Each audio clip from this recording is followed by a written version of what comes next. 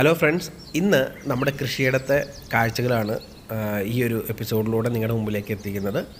ഈ കാണുന്ന നമ്മുടെ കൃഷിയിടം ഇത് പല പല ചിറകളായിട്ട് കിടന്ന കൃഷിയിടമാണ്. നിങ്ങൾ ഈ വീഡിയോയിൽ കാണുന്ന പോലെ തന്നെ ഒരു ചിറ, അത് കഴിഞ്ഞൊരു സ്ട്രീം, അത് കഴിഞ്ഞൊരു ചിറ, അങ്ങനെ നമ്മുടെ നാട്ടുമ്പുറങ്ങളിൽ പല സ്ഥലങ്ങളിലും ഇത്തരത്തിലുള്ള ചിറകൾ നമ്മൾ കാണാറുണ്ടല്ലോ. അപ്പോൾ ഈ ചിറകളിൽ വർഷങ്ങളായിട്ട് തെങ്ങ് മാത്രമായിരുന്നു ഉണ്ടായിരുന്നത്. 25-30 വർഷമായ തെങ്ങുകളൊക്കെ ഈ ചിറയിൽ നിൽക്കുന്നുണ്ട്.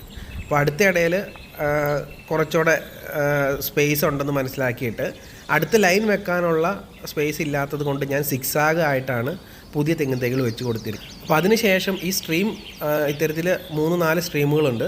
ആ സ്ട്രീം വരുന്ന പോർഷൻ നമുക്ക് പ്രത്യേകിച്ച് ഉപയോഗമൊന്നുമില്ലാതെ കിടക്കുകയാണ്. അപ്പോൾ ആ വെള്ളത്തിൽ അനേക മീനുകളുണ്ട്, പല വിധത്തിലുള്ള മീനുകളുണ്ട്. തൊട്ടടുത്ത് തോടുള്ളത് കൊണ്ട് ഈ ഊത്ത കയറുന്ന സമയത്ത് മീനുകൾ തോട്ടിൽ നമ്മുടെ ഈ സ്ട്രീമിൽ കയറും, ഇവിടെ മുട്ടയിടും, അനേകം കുഞ്ഞുങ്ങളുണ്ടാകും. കുറേയൊക്കെ അവിടെ തന്നെ നിലനിൽക്കും, കുറച്ചൊക്കെ തിരിച്ചറിഞ്ഞൊക്കെ പോകും. എനിവേ നമ്മൾ കാണുമ്പോൾ തന്നെ ഇഷ്ടംപോലെ കുഞ്ഞുങ്ങളും വലുതുമായ വരാലും, അത് എപ്പോൾ നോക്കിയാലും വരാൽ പാർപ്പുമായിട്ട് പല സ്ഥലങ്ങളിൽ നമുക്ക് കാണാൻ സാധിക്കും. അവർക്കൊക്കെ സ്വൈര്യവിഹാരം നടത്താനുള്ള ഒരു സാഹചര്യം നമ്മൾ അനുവദിച്ച് കൊടുത്തിട്ടുണ്ട്. ഈ സ്ട്രീമിൻ്റെ അത്രയും ഭാഗം പ്രത്യേകിച്ച് ഉപയോഗമൊന്നും ഇല്ലാത്ത കിടക്കുകയാണല്ലോ. അപ്പോൾ അതെങ്ങനെയെങ്കിലുമൊക്കെ നമുക്ക് ഉപയോഗപ്രദമാക്കണമല്ലോ എന്ന് ആലോചിച്ചപ്പോൾ കിട്ടിയൊരു ഐഡിയ ആണ്. ഇതുപോലെ പന്തലിട്ടിട്ട് അപ്പുറം 2 വശങ്ങളിൽ നിന്ന് നമുക്ക് പച്ചക്കറികൾ കയറ്റി വിടാമല്ലോ എന്ന് ആലോചിച്ചത്. അപ്പോൾ ആദ്യം നമ്മൾ മുള കൊണ്ടൊക്കെ ചെയ്യുന്ന കാര്യം ആലോചിച്ചത്. അപ്പോൾ മുളകൾക്കുള്ള മൂത്ത മുളക് കിട്ടാനില്ല.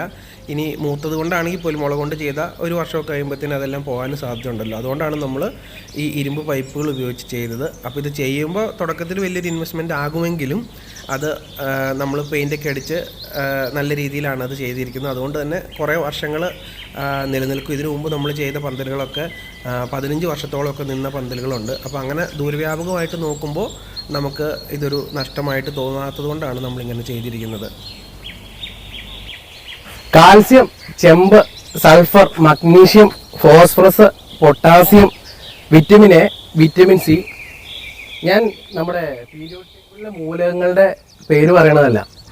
ഈ പടവലം ഉണ്ടല്ലോ, ഈ പടവലത്തിൽ ഈ മൂലകങ്ങളെല്ലാം അടങ്ങിയിട്ടുണ്ട്. അപ്പോൾ വളരെ എളുപ്പത്തിൽ നമുക്ക് കൃഷി ചെയ്യാൻ പറ്റുന്നതും അതുപോലെ തന്നെ നല്ല രീതിയിൽ വിളവ് കിട്ടുന്നതുമായ ഒരു കാർഷിക വിളയാണ്, പച്ചക്കറി വിളയാണ്.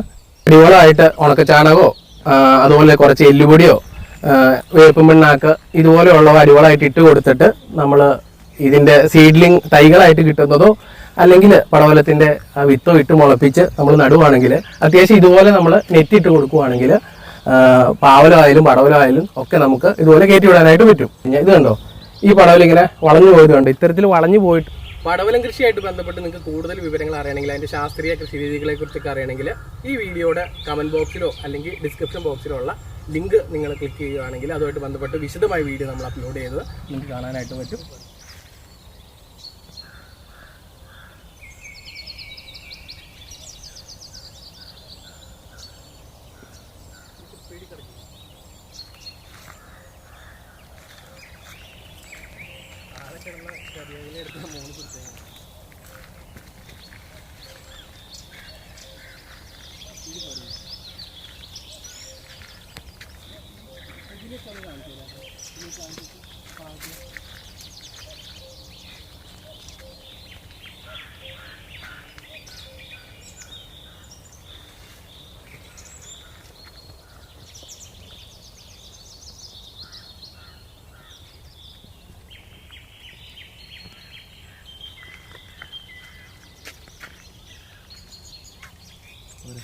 Yeah,